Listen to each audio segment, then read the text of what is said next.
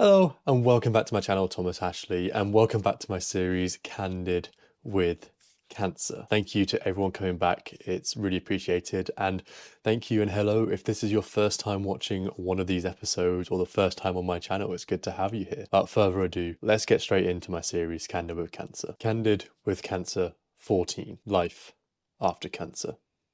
Following on from New Year's, life became very much a blur again.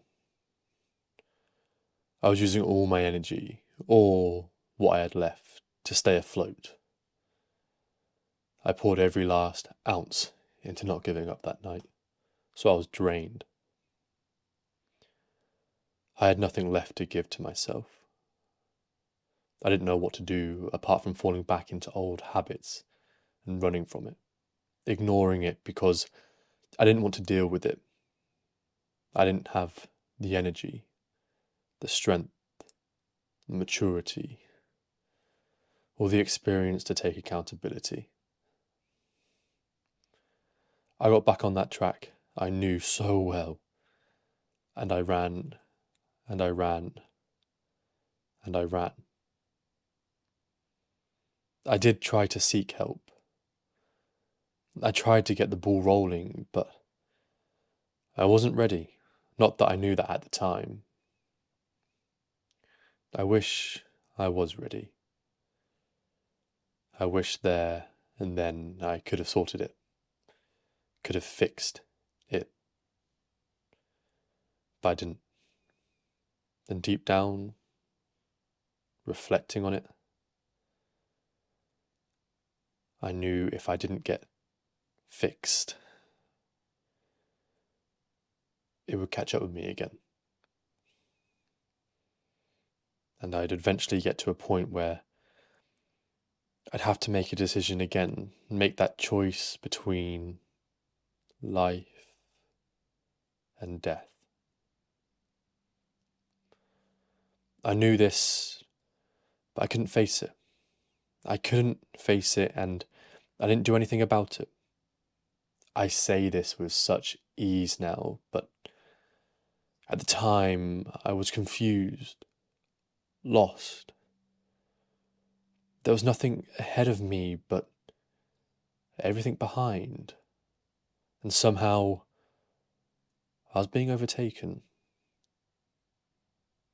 The past was my future.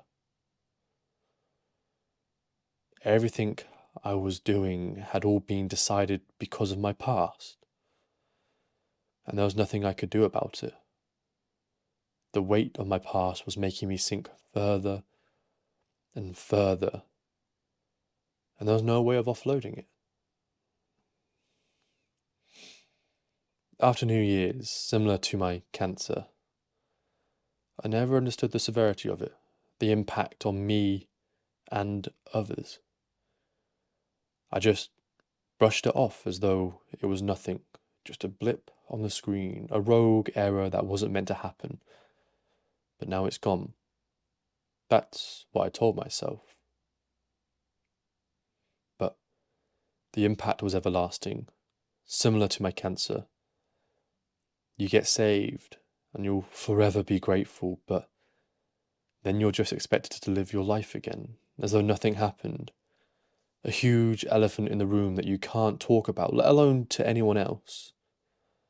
You're just expected to go through this trauma and then live a normal life. Life is hard enough, let alone with all the added baggage. As expected, I wasn't getting better. Even after New Year's, I wasn't crumbling anymore because I was already at my lowest. There was nothing more to crumble away. It had all gone. And I knew this. At the beginning of February, I wrote another note, completely ignoring New Year's as though it had been evaporated from my mind, never to be spoken of again. Because I was embarrassed. But it was in there. Alongside this, though, I was still growing, still trying to live a normal life. a life that someone my age at the time should be living. I was trying to understand myself more.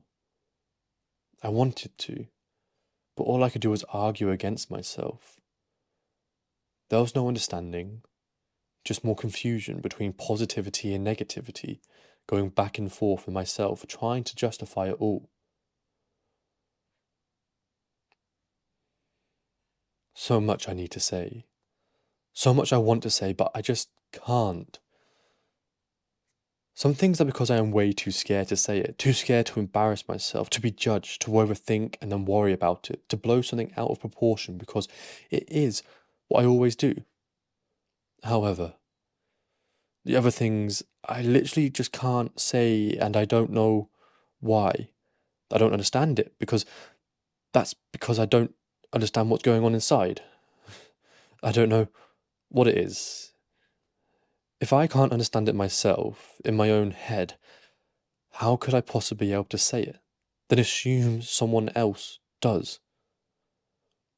There are times where I do understand certain aspects in my head, but I can't piece them together to be able to speak, to talk, to do anything. And when I can't do that, I'm a burden, as much as people say I am not. I am.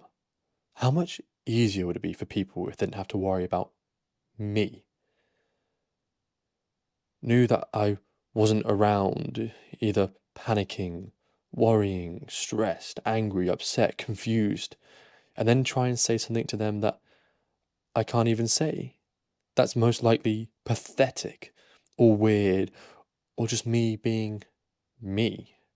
And then just going round in circles because it doesn't stop. I don't know what it is. All I do know is it's these demons, my demons. Wouldn't it just be easier without me? The cycle would stop for everyone. One less person to worry about. However, when I've been at my lowest, my weakest mentally and physically, it hasn't stopped me before. So whether I'm in the right headspace or not, why submit defeat before the battle's begun? Maybe all this time pushing people away, closing myself off because I am so fucking scared to lose someone, to be hurt. How do I know it is not the missing piece? The piece that could change for a positive. At least it could be something.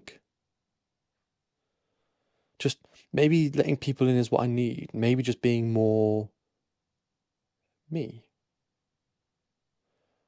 Why should I put my life on hold just so these demons can fuck with me? I don't know if I'll ever get better to a time before everything, because if I'm being honest, I never will. And if I'm being honest, I don't want to be.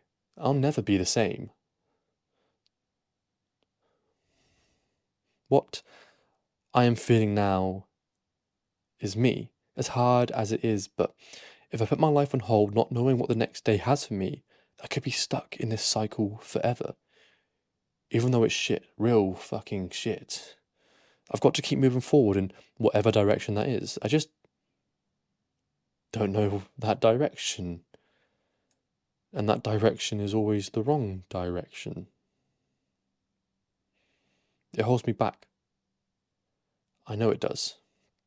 Sometimes it is like taking one step forward and two steps back. But isn't that part of the process? About the bad days in life, how do you know when it's a good one? Without heartbreak, how would you know love? Without the sunrise, how would you know the sunset? I'm just yet to experience any of the good ones. 3rd of the 2nd, 2020.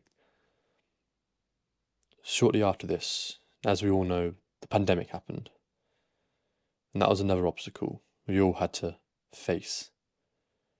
But an obstacle that allowed me to run even further, and unfortunately, for the worse. That's episode of 14 of Candid with Cancer. Thank you for watching, and I'll see you next week.